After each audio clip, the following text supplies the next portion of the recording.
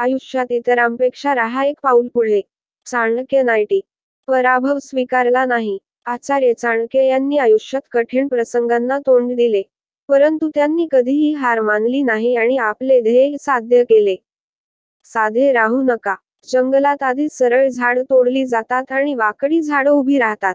त्यामुळे माणसाने स्वभावाने फारसे भोळे किंवा भोळे नसावेत. या गोष्टींकडे लक्ष द्या. योग्य वेळ, योग्य मित्र, योग्य जागा, पैसे कमवण्याचे योग्य साधन, पैसा खर्च करण्याचा योग्य मार्ग आणि आपल्या ऊर्जेच्या स्रोताकडे लक्ष द्या.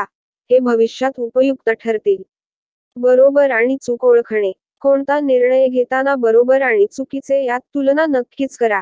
कारण जो माणूस योग्य मार्ग सोडून चुकीचा मार्ग पत्करतो, त्याचा अधिकारही नष्ट होतो. मर्यादांचे उल्लंघन करू नका. संत किंवा थोर व्यक्ती संकटांचा डोंगर सोसूनही उदात्त प्रतिष्ठेचे उल्लंघन करत नाही.